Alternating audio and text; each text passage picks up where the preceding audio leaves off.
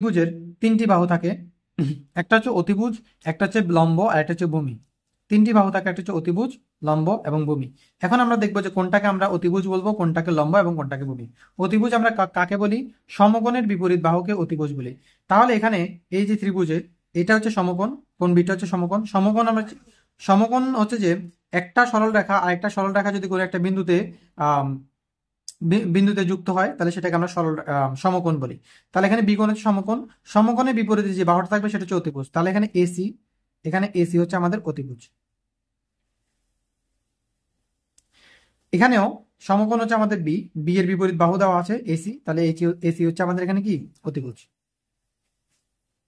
ঠিক, ওকে। তারপর লম্ব। লম্ব কাকে বলে? প্রদত্ত কোণের বিপরীত বাহুকে লম্ব বা বিপরীত বাহু বলে। তাহলে এখানে প্রদত্ত কোণ, এই যে ত্রিভুজটা, এখানে প্রদত্ত কোণ দেওয়া আছে এ, মানে এর মান দেওয়া আছে, এর মান থিটা দেওয়া আছে। তো প্রদত্ত কোণ দেওয়া আছে এ, তাহলে এর বিপরীত বাহু কোনটি? এর বিপরীত বাহু হচ্ছে এখানে এবি, তাহলে এবি হচ্ছে এখানে লম্ব।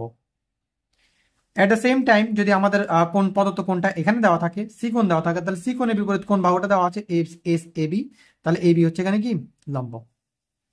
আর এখানে লম্ব হচ্ছে বিসি, কারণ তোমার এই প্রদত্ত কোণ হচ্ছে এটার বিপরীতে এ বাহু দেওয়া আছে, এই জন্য বিপরীত বাহু লম্ব অথবা লম্ব। আর এখানে প্রদত্ত কোণ হচ্ছে কোণ সি, এটার বিপরীত দেওয়া আছে এবি, এবং এবি হচ্ছে বিপরীত বাহু বা লম্ব। তাহলে এখানে আমাদের বিসি এবং এবি হচ্ছে লম্ব। এখন আমরা দেখব ভূমি কাকে বলে। প্রদত্ত কোণ সৃষ্টিকারী রেখাংশকে প্রদত্ত কোণ সৃষ্টিকারী রেখাংশকে ভূমি বলে। তা আমরা কি পাইলাম? আমরা অতিভুজ পাইছি, এবং এবং মনে করো আমরা অতিভুজ পাইলাম এবং লম্ব পাইলাম। তাহলে এই কোণটা সৃষ্টি করার জন্য আর কি লাগবে? ভূমি লাগবে, রাইট? তাহলে অতিভুজ এবং লম্ব পাইলে বাকি যেটা থাকবে সেটা হচ্ছে ভূমি। তাহলে এটা হচ্ছে এখানে কি? ভূমি। এখানে হচ্ছে এটা কি? ভূমি। যে এই কোণটা বানানোর জন্য আমাদের যে আরেকটা যে বাহুটা থাকে, বা সৃষ্টিকারী যে রেখাংশটা, এই কোণটা বা ত্রিভুজটা সৃষ্টিকারী যে রেখাংশটা সেটা হচ্ছে কি? ভূমি।